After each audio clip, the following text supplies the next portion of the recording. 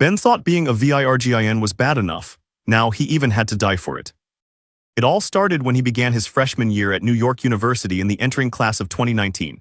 When he got off the train in Manhattan, his eyes shone from the surrounding splendor.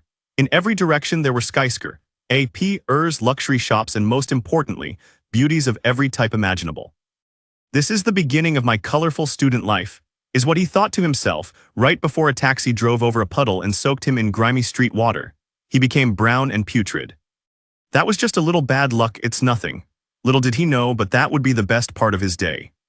As he arrived to his university dormitory, every student pointed and laughed at the wet, dirty burrito passing through the building. A student on his floor from the graphic design department even found time to make memes of him, posting them on flyers all over the walls of his dormitory floor. Do you want me in a bowl or pita bread? Guacamole is extra. Eat me if you want diarrhea. They were all signed Wet Dirty Burrito King and even had his room number written on them. My colorful student life, I can't let it end like this, is what he said to himself right before he saw the 50 personal burrito orders written on post-its glued to his door. The students had deemed him the unofficial mascot of Haldon Dormitory. How can it be like this? He asked himself as he sat on the tiny bed of his dorm room. It hasn't even been a day and I'm already finished. Am I going to remain a virgin forever? Yes, a slightly robotic, bell-like female voice emerged out of nowhere. Who said that? He shot up from the bed, searching in every direction but finding no one. Congratulations, you have been judged to possess the worst destiny with women. He responded, how is that worthy of congratulations? I'm already at rock bottom and now even ghosts are taking shots at me. I am not a ghost, I am the voice of the system speaking within your head. Your plight has inspired the charity of the heavens. You've unlocked the pickup artist system. His ears perked up when he heard that. For real, yes, my time has arrived. You have 1 month to seduce a woman or you will die. Ben froze with his fist still in the air. Can you repeat that? 1 month, seduce or die. His excitement degenerated into desperation. What the hell? How? I'm an 18-year-old virgin. After taking a minute to calm down, Ben realized it wasn't as bad as he thought. Okay, it's not impossible. It's college after all, so if I lower my standards to the absolute bottom, it should be doable. No slam donkeys, 7+ looks only. 7+, you might as well tell me to seduce a goddess. And what kind of system talks like that? Another minute later, Ben came up with another unstoppable plan. In the worst case, I can borrow some money and get a prostitute somewhere. No pay piggings. You're forcing me to die. This time the system didn't contradict him. Ben tried to come up with other ideas, but all he came up with were songs for his funeral. I've heard that people diagnosed with terminal illnesses feel more alive than ever before after they find out, so why do I feel like sh*T? Ben sulked. This system's been misnamed, you should call it the execution system instead. Wait, it is a system in the end, maybe there's more to it. System, what else can you tell or show me besides insults? Appearing out of thin air like a hologram, a transparent blue screen appeared in front of him. It was a vertical menu with a few categories. Stats, challenges, store. Ben sighed in relief. At long last, things are looking up. He opened stats and read down them one by one. Looks 2, you're short, chubby, and have idiotic hair. This one was rounded up. Rounded up, okay, my looks aren't my strong suit. Charisma, 0. If someone had a choice between hugging you or a fire, they would hug the fire and then chase you for revenge. What? Social status, 2. Better than a homeless person, but students are in the bottom rung of society where you live. Fair enough. Seduction skills, 0. You might get rejected by a tree. I've never tried, you don't know. Knowledge, 4. More knowledge means more conversation topics. Not too bad. Ben's head rose upwards in pride. Manliness, 1. You're one step away from being a woman, and this isn't that kind of system. His head came right back down in shame. Communication, 3. You spent your youth talking trash in video games. This achievement is the result of your effort. Personal talent, 2. Art, music, sports. How hard is it to find something you're not bad at? Get your life together. I've been trying. PUA points, 550 points accrued for accomplishments in pickup artistry. Can be used to purchase items in the store. 550, how did I get that? Ben scanned his memories. He couldn't even remember speaking to any girls since middle school. After a long time, he recalled that he did have a girlfriend in middle school for one summer and even kissed several other girls that year. That was his golden age when he was thin and a bit taller than others. It was a beautiful time when he had reason to be bright and optimistic about his future. It wasn't until high school arrived when everyone else grew and he stayed the same height that he realized everything changed. People considered him short from then on. As everyone else became taller and bulkier, his results in athletics became worse and worse until he even started to get bullied. To escape, he stopped doing sports altogether. He became introverted, spending his time at home playing video games and reading web novels, gaining weight as a result. After that, everyone shunned. Only later did he discover that he peaked in middle school, which still made him angry when he thought about it. I'm not Harry Potter, who the hell peaks at 13? What? Forget it, I'll be dead in a month anyway, so it's no time to be upset about the past. Ben decided to move forward and open the challenges, where he discovered one entry. Novice welcome, seduce a woman within 1 month or die. Thanks for the warm welcome. Ben opened novice welcome to see if there were any more details. Reward. Punishment eradication. Conditions: no slam donkeys, no pay pigging. He shook his head and went back to the main menu screen, opening the final store selection. His brows knitted at what he saw. Why is there only one item? The system has many functions that are hidden until they're unlocked. That includes store items that you cannot afford with your current balance of PUA points. Ben examined the available item. Low-level mystery box, 500 points, contains a random item anywhere from trash to rare grade. Ben had enough points to acquire one of these. It only took him a few moments to come to a decision. I'm already on my way to the abyss. It seems like this mystery box is the only hope I have. Maybe I could get something amazing that'll help me. Before buying it, Ben closed his eyes and clenched his fists. He couldn't stop his forehead from sweating because he knew this was his only chance to live. Desperate but hopeful, Ben steeled himself, opened his eyes, and made the purchase. A small candy apple red box with a white question mark on top materialized in front of him, falling into his lap. When he touched it, a bright light filled the room. Life or death, it was in this little box. Ben held his breath as his eyes stared downward, shimmering with both fear and hope. The light faded to reveal his fate. It was a ripped-off corner of a paper with some scrawling on it. Well, good games. Ben embraced his doom tightly like a long-lost lover. In his head, he wrote a bucket list of things to do over the next and final month. You have gained Divine Pickup Line consumable fine X1. Wait, Divine, that should be a good thing. Then why does this look like a note someone would pass in 3rd grade? The paper isn't even big enough for me to write a goodbye letter to my family. After a while, Ben surmised that humans just wouldn't be able to understand the artistic sense of whatever god or demon created this system. Instead of pondering the imponderable, he sought more information about the item. Divine Pickup Line, consumable fine, X1 use on any woman to quickly raise her attraction to you by a significant amount. Ben's breathing became heavy. This is it. He spotted a glimmer of light up above, a possibility of escaping the deep crater he was stuck in. This little scrap of paper could be his life-saving rope. Creak. The door opened, and a teenage boy that Ben had never seen entered the dorm room. The boy's eyebrows raised when he saw that Ben was already inside. He put his luggage down, straightened his posture, and approached Ben in a formal manner for a handshake. Not wanting to be disrespectful, Ben stood up and shook hands with him. Hello, I take it you are Benjamin. I'm Farik from India and we will be roommates from now on. It is a pleasure to meet you. I did not expect to share a room with an established entrepreneur, which is my great honor. Ben's death sentence had distracted him to the point that he forgot his roommate was coming today. Yet, there was one part of what Farik said that confused him. Entrepreneur, Ben asked, squinting. Farik's back became even straighter. I have seen the large number of orders at our front door. I am very impressed. It is only the first day and yet you've started a business already. What is the business model? A Mexican delivery food service. He stared at Ben as if looking at a mentor. Farik was in the business program, so he needed to learn from real-world startups like this if he wanted to launch his own company in the future. Ben's face was gloomier than a necromancer's Facebook page. It's nothing great like that, that's a misunderstanding. Farik nodded over and over in appreciation. Modesty is a virtue. Good, good. I can see that I will learn much from you and am looking forward to becoming friends. Friends? To Ben, that word was like an idiom in a foreign language. He knew the translation, but he didn't understand the true meaning. When was the last time I had a friend outside of chat rooms? Ben could see that Farik was sincere and it improved his mood. It's my first day and I've already made a friend. He found hope for the future. That's right, this is the beginning of my wonderful future. I may have made many mistakes in the past, but I'm still young and have infinite possibilities ahead of me. Who's to say I can't accomplish great things? It was the spring of his youth. 29 days and 23 hours remaining until eradication. Oh my God, Debbie Downer is living in my head. I didn't need to hear that just now. Would you like to turn off the hourly alarm? It seems like the system also responds to thoughts. Yes, F***seeking turn it off. It's not like I'll soon forget the approach of my impending death. His mental ramblings were interrupted by the sound of a wild animal. Growl. Ben looked down at his stomach and realized he hadn't eaten all day. He took the train in the morning, then was busy with registering and organizing his dorm room all day. Having already washed off the brown waste that covered him earlier, he decided it was a good time to go downstairs and try out the dorm cafeteria. It was getting late, so he hoped it hadn't closed yet. Ben invited Farik, who couldn't go because he had to contact his family and unpack, so Ben went alone.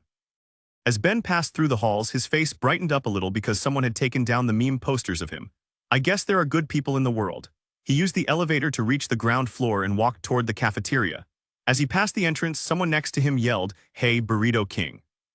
Ben looked over and found Tyler, one of the people who put up those posters of him everywhere. Ben's mood dropped like a stone again.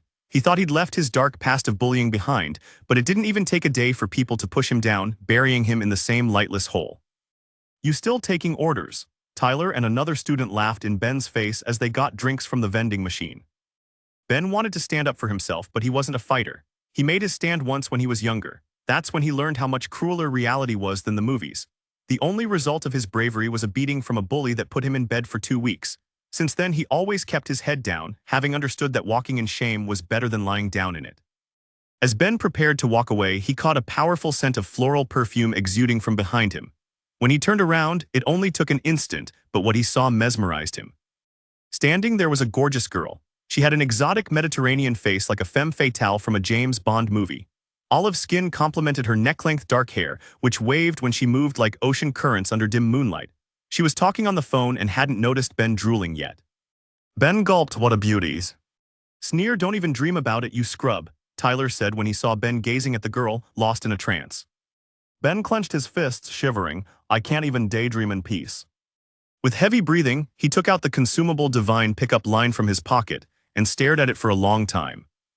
Was this the moment? He hadn't seen such a beautiful girl since arriving in Manhattan, but this was his life he was playing with. Failure meant probable death. His heartbeat sped up as he grasped the realization that this was the most important decision he'd ever made.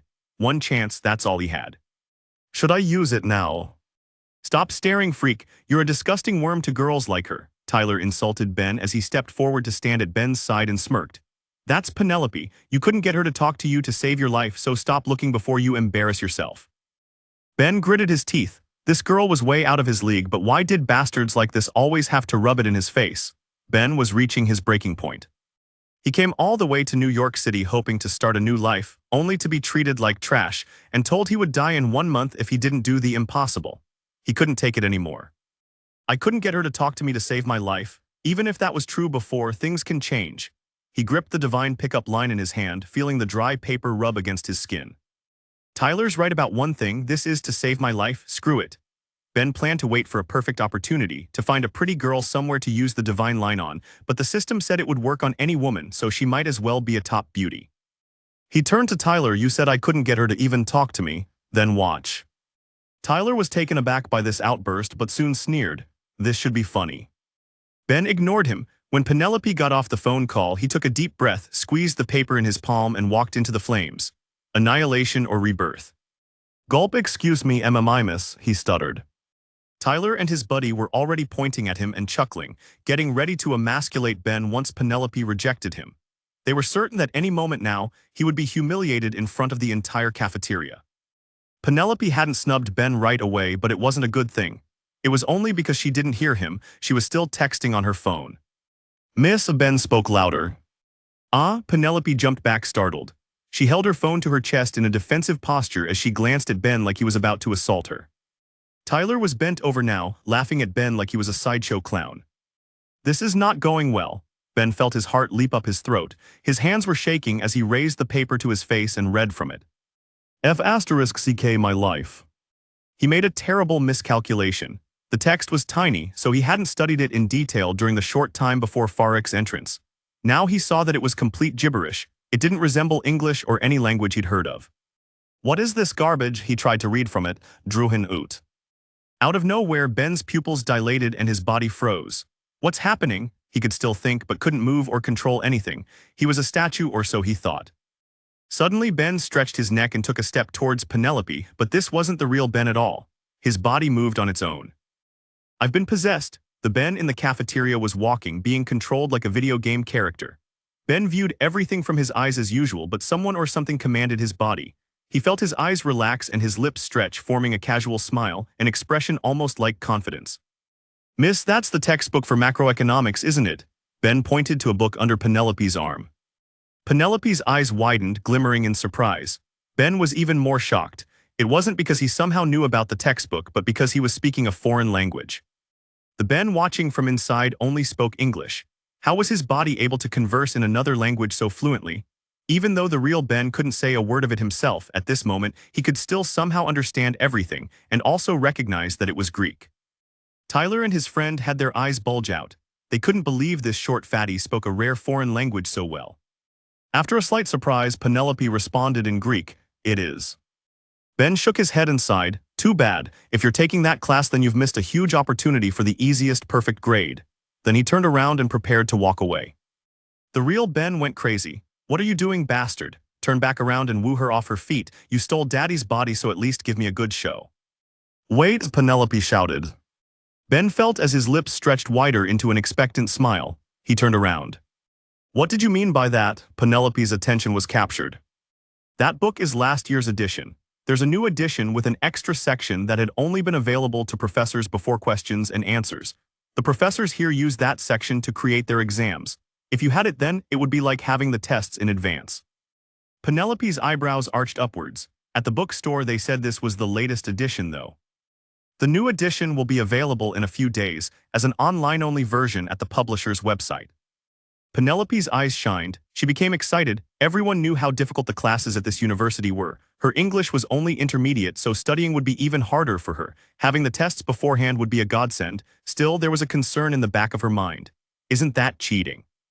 Ben smirked. "It's not cheating if you don't get caught." Then he turned and strolled away again. "Don't play with me, get your ass back there and finish the job." Real Ben was fuming. He couldn't handle this back and forth pace. When Penelope saw Ben leaving, she panicked. She had been nervous before coming to the USA because she didn't know anyone here. She was an unfamiliar girl in a foreign country with no friends, no fellow students to speak Greek with. Now this guy came out of nowhere and spoke her language. He even knew these hidden tips about school and seemed so aloof. She couldn't let him go like that. This boy was too intriguing. "Ah, wait a second." This time Penelope ran to him with an eager smile on her face and flushed cheeks. Tyler's jaw dropped. Did this beauty chase after the Burrito King? He couldn't believe it. A few others in the cafeteria also rubbed their eyes to make sure they weren't seeing things. Penelope asked him, "Can I have your number?" At this moment, Ben felt like his brain had rebooted. He was back in the driver's seat. It's too bad the timing was awful since he was at a total loss for what to do. "No, bring Casanova back," he cried, but there was no use. The Greek-speaking, charming alter ego was nowhere to be found. "Thamu dosais loipon ton arithmosu." Penelope looked at him with expectant eyes. "OSH*T. No wait, she asked for my number before. Okay, I can do that much." Keeping his mouth shut, Ben took out his phone and showed her his number on the screen. After he confirmed she watched her save him as a contact, he did an about-face and walked out of the cafeteria. Having seen everything, it was now Tyler's turn to be a statue, standing there gawking like a fool. He and his friend were speechless. On Ben's way out, he glared at them. "You said Daddy couldn't get her to talk to me. I didn't have to. She ran over and did it herself. She even asked for my number. Could you do that?" "No, never underestimate my colorful student life, bastard." Ben left the lunchroom in the highest spirits. That was the first time he'd spoken to a girl and received such a warm reaction. So what if it was only his body and some charm demon doing the talking? That's called having a stunt double. If Hollywood stars could do it, why couldn't he? Then mid-step he halted. In his excited state, Ben had left the cafeteria. There was only one problem: he forgot to eat. Should I go back? No way, too embarrassing. It was instant noodles for dinner. 5 days later. Why hasn't she called? Ben was sitting on his bed with his face buried in his hands. He thought he made it out of the woods. He thought he had a chance to live, but he discovered he was too naive. That divine line was actually a death sentence. He was tricked into a sense of complacency. Ben figured since the line went well, everything would work out with Penelope. Instead, death approached closer and closer like a runaway train. Over the past week, he'd started class. The first couple of days were fine. He waited for Penelope to call while focusing on his studies. Then with every following day, he lost more and more sleep as reality sank in. His eyes became black as he grew pale and carried a nervous sweat at all times. His face was that of a ghoul. Though what could you expect from someone on death row? She hadn't called and he was out of moves. There were no PUA points left and was helpless without them. He wasn't charming. He didn't speak Greek. When talking to a girl, he could barely speak English. It's the end. What should I do? I have no cheats from the pickup artist system. How the hell am I supposed to become a pickup artist? Drowned by depression, Ben lied down in his bed. A few moments later, he shot right back up. Wait, pickup artist. That's not a term invented by the system. That's a real thing. Though I laughed in his face, didn't my idiot cousin Antonio call himself a pickup artist the last time we spoke? Ben stood up and paced around the room. It's ridiculous to depend on that fool, but what other option do I have? Ben picked up his phone and called his cousin. Ring rings. Yo cuz, what's up? Antonio answered. Antonio, you have to help me. His cousin was startled. What's the matter? Did you get kidnapped? Worse, listen, I have to meet you. Where are you? Ben received Antonio's location, grabbed his Metro card and ran out of the dorm. Inside a Starbucks in Midtown, the front door shot open. Someone entered at such speed that the employees thought it was the cartoon Road Runner. They were relieved when they saw it was a short teenager, then became disturbed again when they saw his brown hair. It was styled in an atrocious huge perm. They only relaxed once they remembered that New York was filled with all kinds of strange characters. Ben searched the cafe before running to a back table. There sat a young man with tanned sand-colored skin and a shaved head. He was skinny and of average height but gazed around the room with unbridled arrogance, like he was a young noble from an ancient family. Meanwhile, he drank water because he didn't want to spend $2 on a coffee. Upon reaching the table, Ben grabbed his hands. Antonio, I need your help. Cuz, calm down first, tell me what happened. Ben wasn't sure what to say. Should I tell him a voice popped into my head and is forcing me to seduce women? He'll have me committed. He needed to come with something else, so he took a few seconds to gather his thoughts. It's like this, I must seduce women. Ben couldn't think of a good reason, so he skipped the reason instead. Antonio inspected him. Ben's eyes were bloodshot, redder than the devil's butt cheeks. He was sweating buckets, had shaking hands, and panted uncontrollably. Antonio squinted his eyes, then nodded in understanding. So this is the legendary thirst. Antonio believed Ben was going VIRGIN crazy. Okay, I understand. Ben followed up, you told me you know a master pickup artist, right? I need to meet him. Whoa, slow down cuz. You should start slow, so let me show you the ropes first. You're sounding like Icarus and **T. I don't have time to play in the kiddie pool. I need to talk to a true master right away. Ben wasn't saying Antonio was a waste, he was only thinking it. Antonio looked at this cousin of his, short, chubby, stupid clothes, even stupider hair. This will take massive work. Well, that guy might appreciate a hopeless case like this. He made a decision. Okay, hold on, I'll make the call. He got up and went outside, calling this acquaintance. A few minutes later, Antonio returned and sat down. Ben stared at him like he was a doctor with news on his mother's surgery results. He said he'll meet you on one condition. Say it. Antonio didn't want to say it. Cough, we ***. He only managed to mumble it. What? Speak up. Antonio swallowed. He said you have to wear a thong. What? What? Ben double-checked. A thong, wear one if you want to meet him. Is this guy a master pickup artist or a gay ***pissed? Antonio wasn't sure how to justify it either. Look, he said he needs to test the bravery of any prospective student. If you don't have the courage to wear a thong, then you don't have what it takes and it would be a waste of time meeting you. That's what he said. Ben clenched his jaw as he flushed his dignity down the toilet. Screw it. If he failed, they'd be putting him in a casket. They could bury him in a thong for all he cared. At least the funeral would be memorable. Damn it, fine, I'll wear it. The two of them walked over to a cheap department store. Ben entered and did some retail therapy that might lead to needing actual therapy. A store employee passed and saw Ben browsing through the female underwear section. He must be browsing for a gift for his girlfriend, she guessed as she approached him to offer help. After one step, she stopped dead in her tracks. She watched Ben holding various thongs against his waist, trying to guess his size. It was clear now, the thong was for him. Ben noticed her presence and they locked eyes. A second later, they both turned around and walked in opposite directions. Ding dong ***. Ben and Antonio were at the front door of a two-story house in Brooklyn. A few moments after ringing the doorbell, a man opened the door. He was 30-ish and tall with an imposing heavyset frame, but what was most striking was his outfit. It was epic. He wore a curved purple pimp hat capped by a red feather. It partnered with his chin-strap beard to frame his thick face and eyebrows. With a purple bathrobe to match, he gave off the impression of a cartoon emperor from a Sesame Street character's deluded nightmare.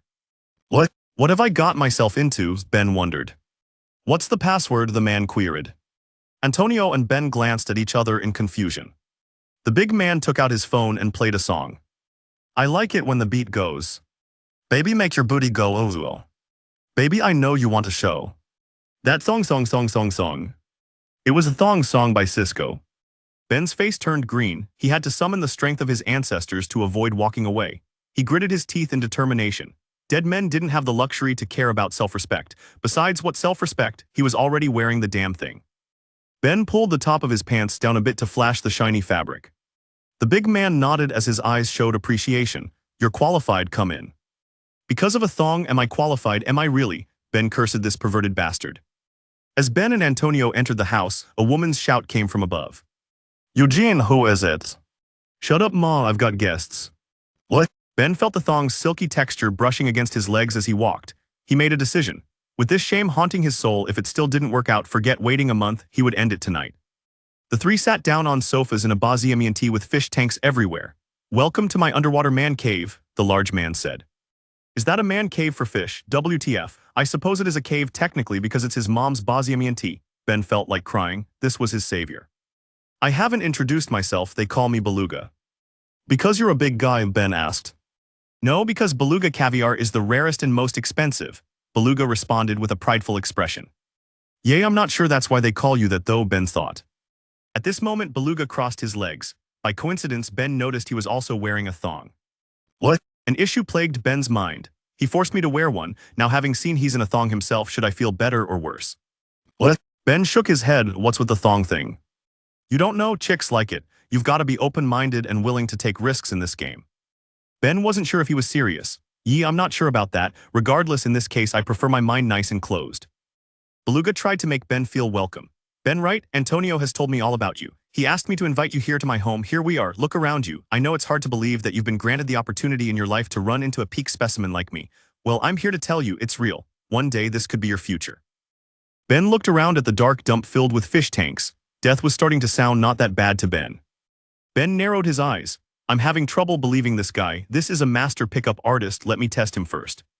Beluga, you're a master pickup artist, right? Ben inquired. Certified, Beluga responded.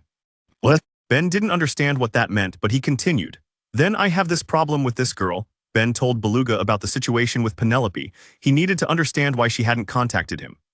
Beluga laughed. The reason for your problem is simple. It's because you gave your number to a pretty girl. What? Ben squinted in confusion. I don't understand. Beluga clarified. Look, the cheapest thing to attractive females is male attention. They're surrounded by it, hounded. Attractive females, especially ones in crowded places like universities, have an infinite amount of options. They'll never call you. They're too busy getting attention from the next guy. It doesn't matter how well your meeting went because attention is its own reward for females. It gives them a kick of dopamine. That's why you can't ever give your number if there's an alternative. You have to get her number. Besides, you failed her sh*T test. sh*T test, Ben confirmed.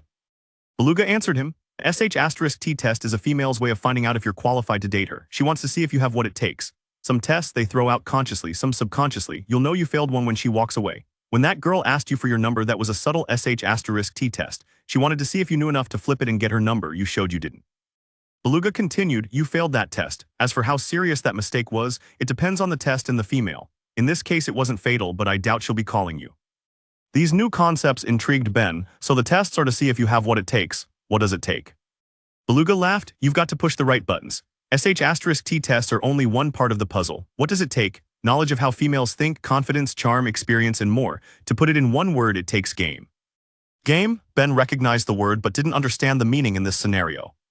Game, that's how we in the pickup artist community refer to skill at interacting with females. They use the term too when they say you've got game.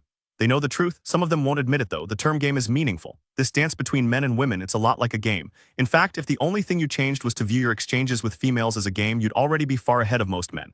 Beluga smiled. Ben was deep in thought, trying to digest everything.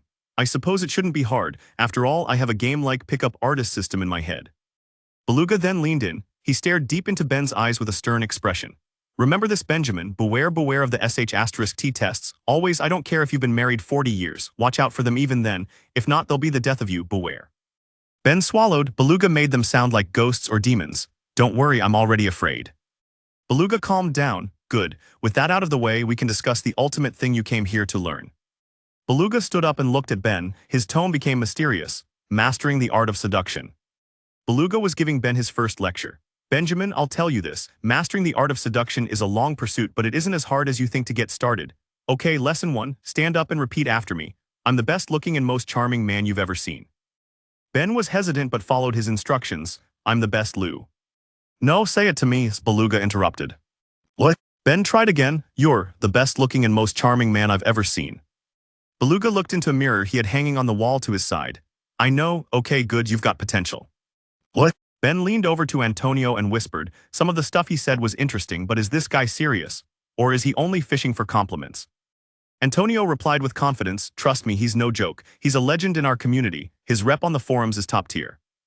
Ben's eyebrows knitted. Did he say forums? Is this an epic 4chan troll? I don't know what that means, but it doesn't sound reliable at all. When Beluga finished admiring his reflection, he continued speaking. Benjamin, we're having a nice banter here, but you can't just walk in here and become my disciple. You need to prove yourself first. Only the bravest of men are qualified to become true pickup artists. I need you to show me you're willing to do what it takes. Benjamin glanced at him. Was wearing a thong not enough? Beluga answered, no, that was my gift to you, a freestyle tip. Next comes the proper test in the field.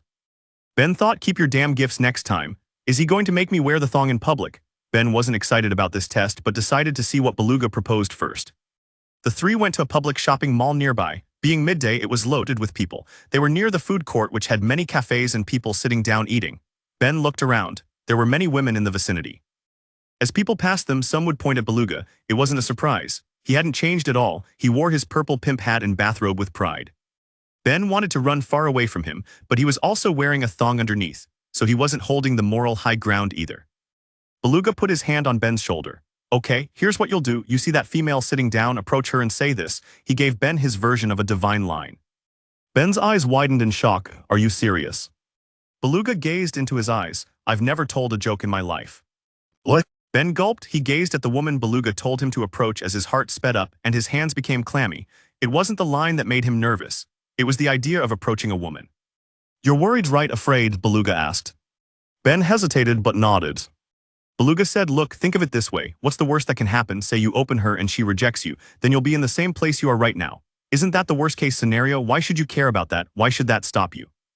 Ben blinked a few times while processing the information, but Beluga interrupted him. No buts, you know why you're scared. It's because your body is still programmed from the caveman days. Human society has advanced, but our bodies have lagged behind. It's not surprising. It takes thousands or even hundreds of thousands of years for significant evolution to occur. In caveman times, if you approached a female, you may have had to fight some man to the death for the opportunity to mate with her. Now, nothing. There's no such negative consequence. Beluga continued.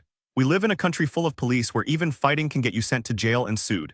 People are civil. There's nothing to be afraid of, yet your body is still hardwired to be nervous about an impending deathmatch against a caveman. That's why despite your mind knowing you have nothing to lose, your body is resisting. These words were a shock to Ben's mind.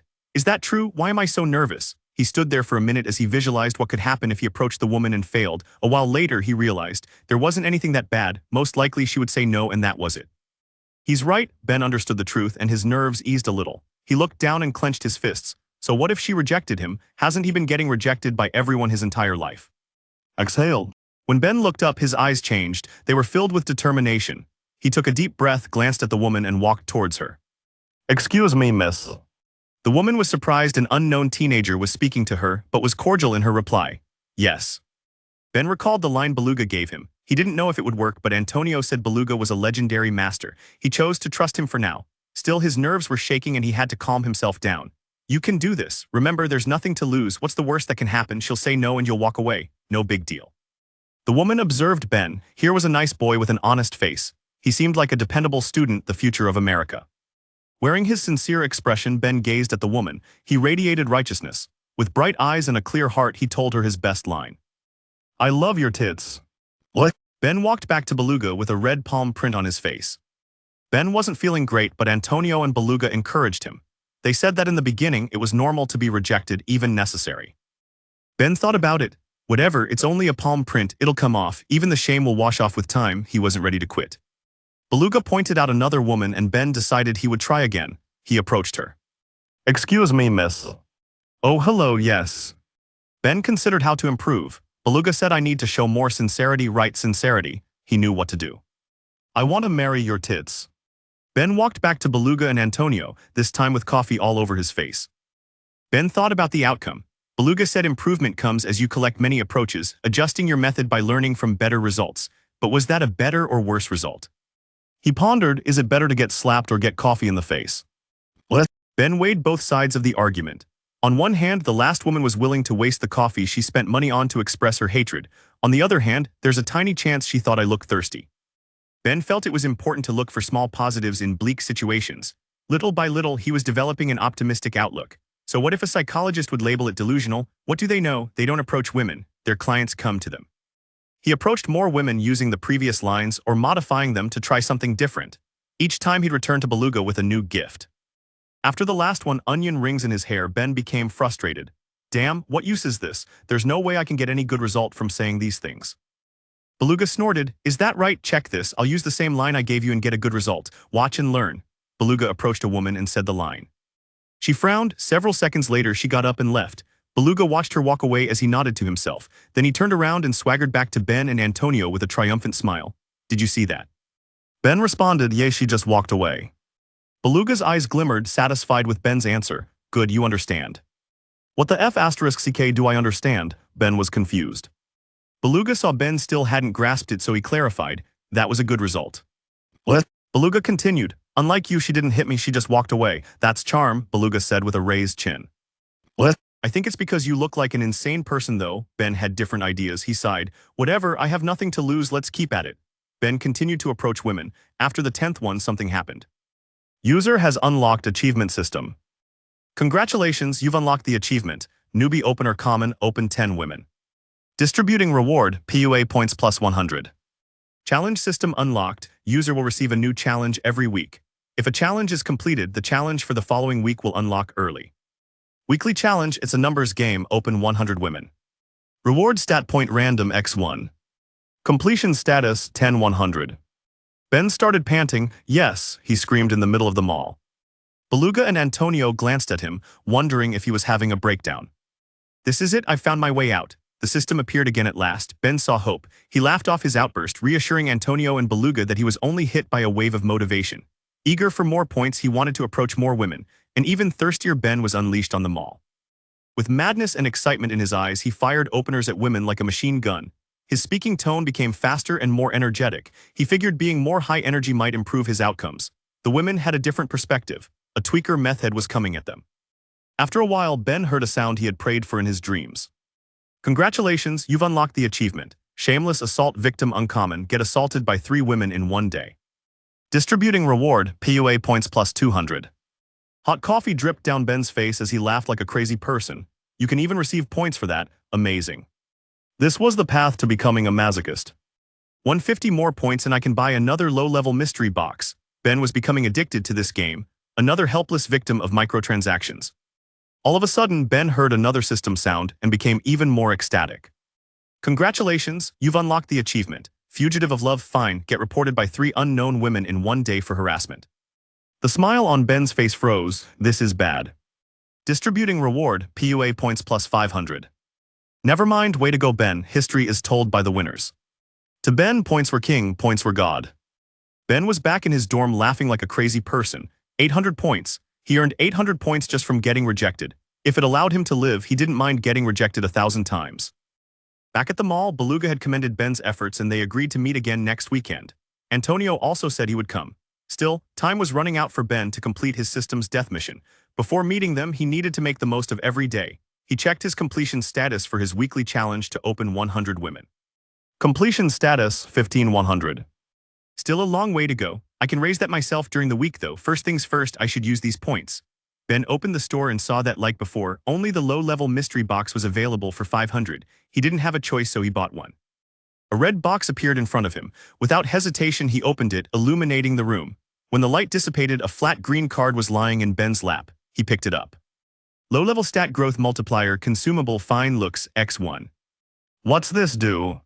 The low-level stat growth multiplier can be activated to provide a growth boost in a particular stat for 1 week. During that period, activities that develop that stat will provide 10x the results. The item will also increase the user's motivation to perform those activities, as well as efficiency and recovery while doing so. This item is locked to the look stat. Amazing, so if I take a class or train in some activity, I'll get 10 weeks of results in only 1. Then he realized something more amazing. Low level, so higher levels would have even bigger boosts, Ben gasped. His mind raced in excitement. Okay, that's too far off in the future. I need to survive this month first. Taking a closer glance at the item's description, he considered what activities he could do to develop his looks. As he looked down at his chubby gut, the best answer was obvious. This was his a heaven-sent opportunity to improve his body. Ben couldn't wait any longer and activated the low-level stat growth multiplier. At that moment, a wave of motivation hit him. It was like he had a strong itch to work out or improve his appearance somehow. He felt bad sitting there not doing anything. Ben was also impatient to see what results the 10x multiplier would give, so he changed into casual wear and headed to the university gym that was free for students. When Ben was in high school, his parents tried to motivate him to get in shape many times, but it never stuck. When he played sports in school, he would get bullied, so he avoided them. Working out and dieting were too difficult. If his parents asked him to diet, the idea's nice, but he was hungry. Did they want him to starve? They wanted him to lift weights. Easier said than done. That *T is heavy. As Ben walked into the gym, his feelings differed completely from the last time. He used to have a strong sense that he didn't belong.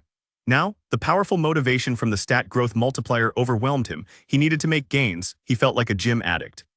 Ben learned how to access the facilities and use the gym lockers. Then he entered the weight room. He didn't know much about working out, but using cardio and weightlifting machines wasn't too complicated. His parents had paid for a personal trainer for him once who had taught him a basic program. Ben still remembered it, so he hit the machines and broke a sweat. His current training intensity was unimaginable for the old him. Get results, push harder, faster. An hour later, Ben was covered in sweat and out of breath. He wanted to work out more, but his body wasn't in good enough shape to handle it. His plan was to increase his training load as the week progressed. Right now, he had to rest and recover. As Ben walked out of the gym, he ran into an acquaintance. He frowned as he watched Tyler enter with several friends. "Is that Burrito King?" Tyler and his group laughed. Ben frowned but knew it was a waste of time talking to bullies, so he tried to walk past them. Tyler moved to block his path. "You must have mistaken this place for the cafeteria. You're in the wrong spot. This is the gym. It's not a place for couch potato wastes like you." Tyler and his friends laughed. Ben snorted. Tyler was one to talk. Ben was fat, but Tyler wasn't skinny either. Although he seemed popular and was better looking than Ben, he wasn't an athlete himself. Ben thought about his stat growth multiplier and decided to teach this guy a lesson. "Is that right? So you're saying I'm wasting my time here?" Tyler looked at him, chuckling. Yeah, that's exactly it." Ben smirked. "Tell you what, how about we make a bet?" Tyler was silent. He wasn't sure where Ben was going with this. Ben explained, "1 week from now, whichever one of us is in worse shape has to call the other daddy for a year." Tyler looked at his friends and they all broke out into mad laughter. Is he serious? This fat ass worked out one day and thinks he'll be an athlete. I can't actually. Ben was too fat. Even if he lost 10 pounds, he would still be chubbier than Tyler. He could start pumping steroids and run a marathon right now, and he still wouldn't win that bet in 1 week. Even liposuction wouldn't work. What was he expecting to achieve in such a short time? "Okay, I like that idea. You're on Burrito King," Tyler agreed, snickering at Ben's ridiculous proposal. It would be a good chance to embarrass him later. Ben smiled and walked past them to leave. "I'm looking forward to adopting a cute new foster son." As Ben left, he thought about his next mystery box. He hoped it would have an item that worked on MILFs so he could meet Tyler's mom and become his official stepdad. Ben stared into the bathroom mirror and didn't recognize the person looking back. Holy *T. He wasn't a fatty anymore. In only 1 week, all the fat came off. What's more is his muscles were chiseled. He was lean, not huge like a bodybuilder, but he looked like an athlete. Ben had gone to the gym every day. Yesterday, he trained for 3 hours before becoming exhausted. These were the inevitable results from training like an animal. This is what 10 weeks of hard work in the gym could do. Ben felt lucky the stat multiplier was for looks and not another stat. If it was for knowledge or communication, it would be difficult to say if he could make a significant leap. After all, people study for years to get entry-level degrees. Meanwhile, 10 weeks in the gym is enough time to make a total physical transformation. His face also appeared somewhat more attractive. Although it was only average, at least he was part of the single chin club now. Too bad he couldn't do anything about his height. No doubt his style could use a lot of work too. Ben checked his stats. He had received several alerts before. Looks 5, you're short and have idiotic hair. Your body is decent though, so targeting blind women is an option. Just don't let them touch your hair. Ben started flexing in the mirror. Yes, blind women will do just fine. Charisma 0, this is still at leper level. I need to take a leadership class. Social status 2, students are our future. Too bad we live in the present. Seduction skills 0, consider blow-up dolls. I can't afford one. Knowledge 4, entry-level student. Manliness 3, congratulations, both balls have dropped. Ben was about to celebrate that he also gained 2 points in manliness, but then he read that damn message. Still, this was a good thing. After asking the system, he learned his physical transformation only increased his manliness by 1 point. The act of going to the gym every day got him the other point. Manliness was a stat that increased by doing things the system considered manly, and some of those activities needed to be done on a regular basis. As for a list of what those were, sorry. This system wasn't nice enough to give him such a thing. Communication 3. You can speak. With the eloquence of a child. Are you a child, a cute little baby? No, why not? Snort, I'm a big boy. Personal talent 2. Waist level. While reading the status screen was as soul-crushing as ever, Ben still felt great about his growth. He saw the potential in the system because he gained 5 stat points in a week. If he kept gaining stat points at this rate, wouldn't he one day be strong, tall, and handsome like Batman? Even if he couldn't become tall, then at least Wolverine. As long as he survived this month, this system would be the key to his future. Besides the stats, Ben had other gains too. Weekly challenge, it's a numbers game, open 100 women. Reward stat point random x1. Completion status, 87-100. Ben had been busy. Between school and working out, he went to crowded places in Manhattan and approached women to progress in the weekly challenge. He even had some results. Although they rejected him every time, he noticed that as the days progressed, the responses became not as bad. In the last couple of days, he even almost didn't receive slaps or drinks to the face. Not many slaps or drinks at all. Only a few times. Towards the end, one girl even laughed like it was a joke. When she realized Ben was serious, it became even weirder, but it was a good beginning. The reason for the better responses was obvious. His looks were improving. These girls only care about looks, thought the man approaching women, telling them he loved their tits. It was unfortunate that Ben hadn't unlocked any new achievements, but that wasn't something he could control. PUA points 350. He had 350 points, but still needed another 150 to use them. After reviewing his progress, Ben was pumped up. He decided to go to the gym. Even though his multiplier had expired, he tasted the sweet gains and wanted more even if it took much longer. He also knew that getting fit didn't mean he would stay that way if he did nothing. A good body still needed maintenance. Besides, Ben's new fitness goals were still far away. Training was impossible for him before. Now he enjoyed it. The thing with habits is they're hard to form but much easier to maintain once you go through the challenging early phase. Ben was lucky to have a stat growth multiplier for that. Ben was in the gym training on a weight machine. He finished his set of exercises when he heard the laughter of several people at the entrance. He turned to see it was Tyler and one of his friends. They had dark bags under their eyes, taking unsteady steps as if half asleep. Ben could tell they had been partying and were hungover from the night before. In fact, there was a high chance they were only here to detox in the sauna. When Ben got a closer look at Tyler though, his eyebrows rose. Tyler wasn't any skinnier. No, he was even fatter. Since they made the bet, Ben hadn't seen Tyler in the gym even once and now knew why. It was freshman week. Every year at this time, the first-year students had many parties and it was clear Tyler had indulged too much. Ben glanced at Tyler's gut as he staggered around the gym like a zombie. Then Ben looked at his own muscular arms. He squeezed his biceps and realized that things were different now. He wasn't the weak one anymore. Ben smirked and walked over to Tyler, blocking his path as Tyler did to him last week. Tyler, it's time to check the results. This sudden intrusion surprised Tyler. He squinted at Ben. The hair looked a bit familiar, but he didn't recognize this short, athletic guy. Hooray you. Who am I? It took Ben a few seconds to understand that Tyler didn't recognize him. Then Ben's grin grew wider. I'm your daddy, bish. What the F***ck did you just say? Tyler grew furious. Some random guy was insulting him out of nowhere. The truth is you were a mistake. Your birth certificate was an apology letter from the condom factory. Tyler's face turned red with embarrassment and anger. Ben might have been reserved, but he was damn good at cursing. Even the system praised his video game trash talking when it first described his communication stat. At least, that's how he saw it. Ben looked at Tyler's bulging stomach. From the looks of it, you'll be needing another birth certificate. 2. Tyler's friend spit out his Gatorade on some girl running on a nearby treadmill. He laughed uncontrollably and the scene descended into chaos.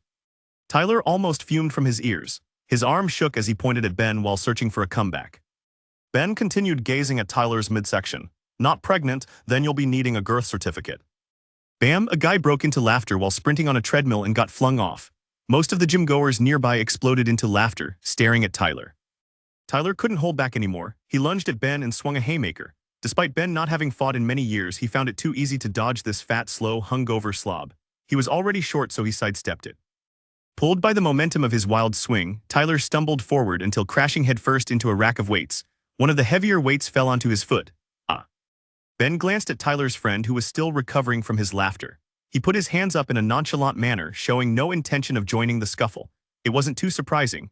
Everyone here only knew each other for under 2 weeks, so no one was close yet. Ben walked up to Tyler, who was still on the ground holding his foot. Tyler, say it, who's your daddy? Tyler glimpsed up at Ben. That hair, at last he realized Ben's identity, it's you. Good answer. Tyler wanted to cough blood. Ben never expected Tyler to hold up his end of the bet. It was enough that he had an excuse to humiliate him. When people bullied Ben, he didn't stand up for himself in the past, but it wasn't because fighting scared him, but that he didn't see a way to win. With his recent physical changes and his system, he had weapons now, so why should he allow others to bully him? Feeling he had shamed Tyler enough, Ben went back to his dorm room. As he walked through the hallway of his floor, a door to the side opened and a girl backed out of it carrying a stack of papers. She was in a rush. She didn't notice the silent Ben right outside her door. As a result, she bumped into him. The collision had knocked her documents out of her hand and scattered them in the air. As the papers floated in the hallway like clouds, the two of them locked eyes. Ben stopped breathing at that moment. Her clear eyes seemed focused and persistent, like they gazed at the future as much as the present. Her long black hair hung down her chest, blending into her professional dark skirt. High cheekbones accented her small pink lips, now forming an O from the surprise of the collision. When the documents reached the ground, they both snapped out of it. "Oh," the girl cried as she began collecting the papers. Benjamin knelt down and helped her, stealing the occasional glance at this diligent beauty. She blinked for a few seconds as if recalling something, then looked up at him. "Benjamin Romero-san?" The girl asked in a sweet but restrained voice with what sounded to Ben like a Japanese accent. Ben's eyebrows raised. "That's me." She followed up, "We haven't met yet. I'm your RA. I came by your room several times, but your doormate Farrakhan said you were at the gym or in class." "RA? Resident assistant. I'm a grad student, but I get free housing by working here to help undergrads with any issues. Every floor has one. I wanted to introduce myself. My name is Miyuki Sato." She held out her hand as she continued stacking the papers with the other, showing how much of a rush she was in. Ben shook her hand, noticing how polite she was. "Now that I look at her, she seems a bit older, around early 20s. "Oh," Miyuki made that cute sound again as she remembered something. "I apologize for not tearing down those awful flyers faster." It took Ben a few seconds to realize that she must have been the one who took them all down when he first entered the dorm. Miyuki continued, "Although I don't get it, Burrito King, you look like you don't even eat burritos." She gazed at Ben's muscular arms as her cheeks became red. "Oh, that was a misunderstanding. It was a Mexican delivery side business I was trying," Ben said with a straight face. "Who's to say it wasn't? Farrak thought so. Maybe she will too." "Oh, side business," she nodded her head. "Thank you, Farrak, you angel," Ben lucked out with his roommate. Miyuki stopped collecting her papers, realizing something. "Then I ruined your business." Her face turned pale, then she bowed. "Gomen nasai." Ben's eyes widened. He lifted her up by her exposed upper arms. Her face went from white to red in the blink of an eye. "It's nothing, you can buy me a drink." Ben didn't know where that came from. After getting into good shape and owning Tyler, his confidence was growing. "You cannot drink here, Benjamin-san. It's not allowed. You are not 21. One of my duties here is to keep an eye out for underage drinking." She looked at him with a stern face like it was a life or death issue. "Not even sake." "Not even sake, Benjamin-san." Miyuki looked down at her watch and realized how late she was running. She collected the rest of her papers. Then she said goodbye to Ben and ran to the elevator. Ben watched her leave, a Japanese cutie with RA duty. 16 days to live. It was time to meet Beluga and Antonio again. Ben sat on a bench in Central Park as he waited for them to arrive. It was a beautiful afternoon with lots of people walking, exercising, or sitting on the grass. There were many women alone or in groups. Beluga came from the direction opposite to where Ben was sitting, so Ben didn't see him when he came close, showing surprise when he arrived. Beluga was just as surprised to see Ben, but for a different reason. Ben had become much thinner. Beluga almost didn't recognize him. Beluga looked down at his big belly and then at Ben's. However, his reaction was the opposite of the normal person. He felt bad for Ben. In Beluga's head, big was beautiful. If Beluga lost that weight, maybe people wouldn't call him Beluga anymore. Maybe they would call him Shrimp. He couldn't take that risk. Ben lost his natural advantage, but Beluga wouldn't rub salt in his wounds. "Sup," Beluga greeted as he sat down next to Ben. Ben observed Beluga's unique style. He still wore his signature purple pimp hat and sunglasses, but exchanged the robe for a purple jogging suit with white stripes. "Is he Barney the dinosaur? Why does he only wear purple?" Ben wondered. "Hey, I've been meaning to ask you. I've noticed your clothes are a bit unorthodox. What's with that?" Ben asked. Beluga turned to Ben with his mouth hanging open. He slid his fingers along the brim of his hat and tipped it. "This righteous gear." "Don't feed the troll," Ben reminded himself as he stayed silent. "This is Peak O.C. King," Beluga said. "They learn." "Yeah, you've heard of the bird Peak O.C.K. with the beautiful feathers. Those birds attract mates with their fancy feathers. The ones with the flashiest feathers get the most females. In pickup, we have a similar concept. Flashy clothes can attract attention from females. Many people will look at you, which is good for your image. Females may even open you. At the very least, you'll have an extra conversation topic when they ask you about the clothes." Ben thought about it. "That's interesting. Maybe I should try that." Then he saw Antonio approaching from down the street. He was Peak O.C. King too. Antonio wore giant green feather shoulder pads that were bigger than his head. They extended out to his elbows from his blue polka dot jacket. This was Peak O.C. King to a whole new literal level. Ben gulped. "I better stick with classic styles. You can't go wrong with those." When Antonio arrived, Beluga looked at his outfit and nodded. People all around the park stared at them as the two showed looks of pride. This was the attention they were after. It didn't matter to them that most of those looks were of disgust. Beauty is in the eye of the beholder. Ben tried to keep a poker face watching all this. Antonio wasn't too surprised to see Ben's improved body because Ben had warned him ahead of time. After some appetizing small talk, it was time to get to the main course.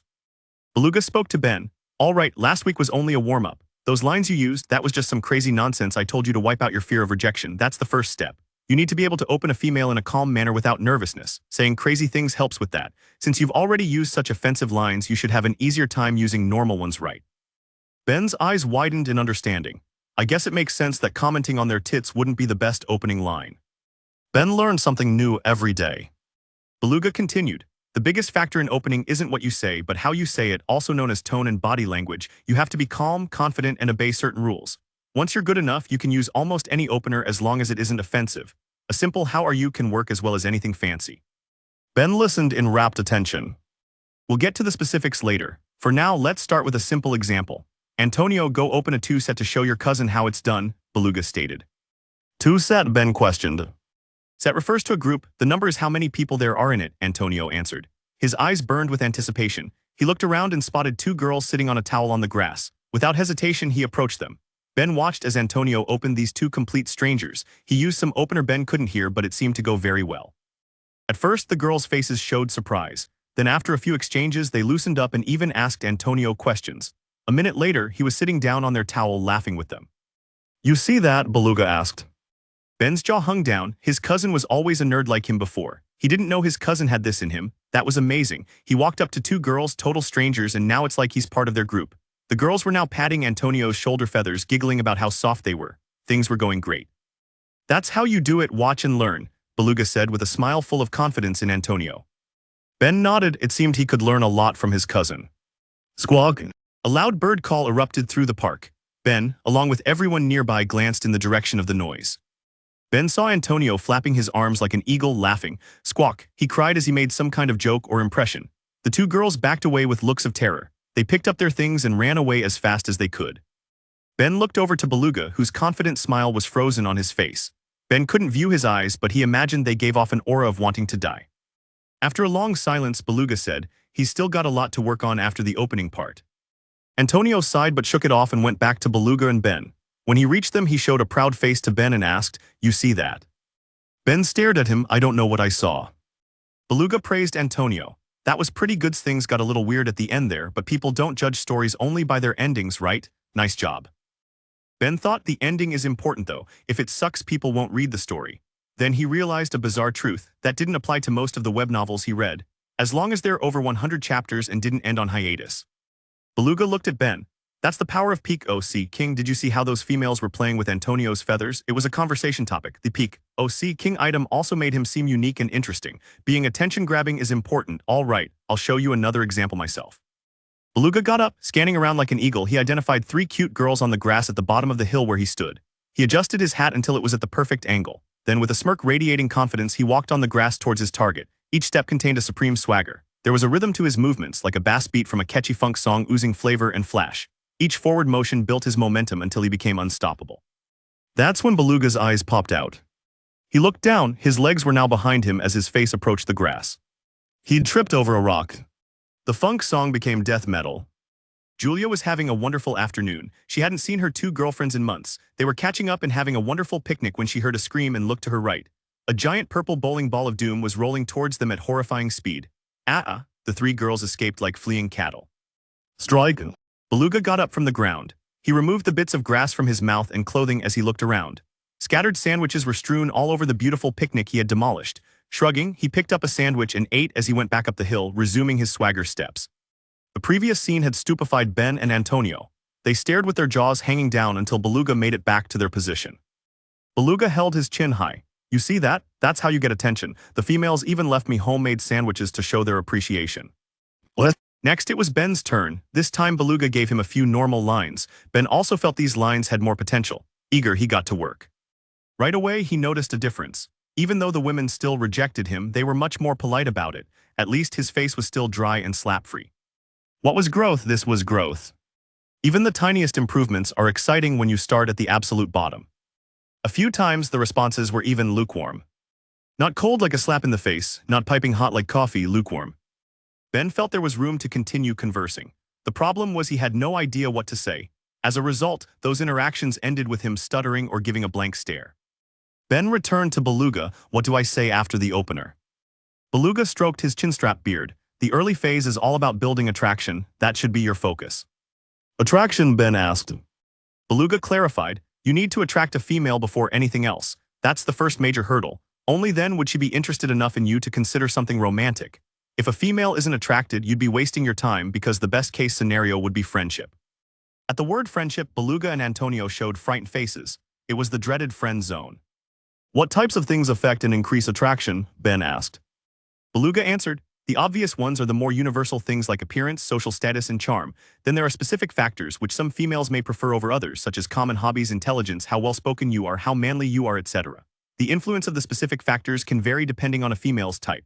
The universal factors can also vary in a female's type, but not as much. For example, a male model will be attractive to the vast majority of females. Ben thought, isn't he describing my system's stats, appearances, looks? I'm guessing charm is the same as charisma. Then there's knowledge, manliness, etc. Beluga spoke, think of it like this. Those previous attributes I mentioned set the foundation for attraction. When a female sees you at first, she'll discover some of those things on sight, such as your appearance. Others she might only discover through speaking with you or others about you, such as your social status, intelligence, etc. When you add all the characteristics, it creates an attraction baseline. If your baseline is high enough, you will attract females right away. Continued, why do men do things like go to the gym, get high-status jobs, become rich, and many other things? A big reason is to raise this attraction baseline with females. Even though making gains in these areas takes a long time, even us pickup artists recognize the value in developing them. Raising the baseline is important because it makes everything that follows easier. Of course, if attraction was fixed and only depended on those factors, then what would be the point of us pickup artists? Our specialization is the last part in attraction and also the most important, seduction skills. This hooked Ben's attention. What are seduction skills? Beluga smirked. Seduction skills are ways to raise attraction in a short time. Even if your baseline was 0 with perfect seduction skills, you could skyrocket attraction to the peak. You could get any female you wanted. Ben gasped. He'd only heard of such things in legends. Right then, he received a system alert. User has unlocked favorability system. User has unlocked favorability subsystem, attraction. Ben squeezed his fists in excitement.